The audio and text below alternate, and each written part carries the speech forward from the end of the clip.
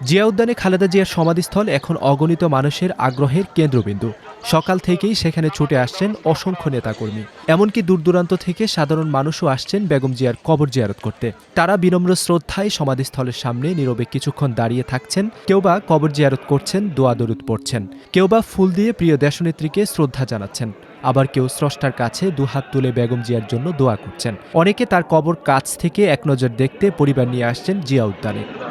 এই ভিড় হচ্ছে মানুষের হৃদয় থেকে ভালোবাসা, যে ভালোবাসার কোনো বিনিময় হয় না, যে ভালোবাসা শুধু হৃদয় থেকে স্পর্শ হয়।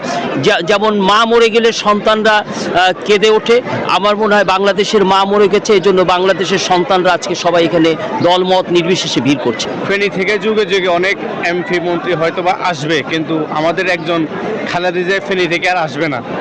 আমরা আমাদের স্লোগানে বলতাম যে ফেনীর মেয়ে খালেদা, গর্ভমধ্যের আলেদা। এই কথাই আমাদের অনেক সাহস ছিল, যোগ্য ছিল, যে এটা হয়তো আমরা হারিয়ে ফেলছি, আমরা পাবো না।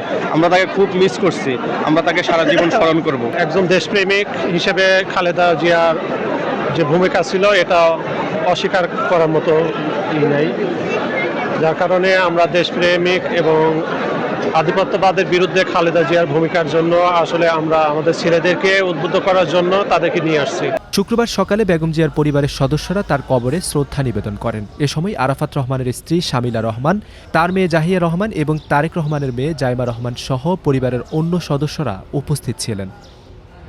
খালেদা জিয়ার পরিবারের সদস্যরা যখন তার সমাধিস্থলে যান, তখন ঘণ্টাখানেকের জন্য সাধারণ মানুষের সেখানে যাওয়া বন্ধ রাখে আইনশৃঙ্খলা বাহিনী।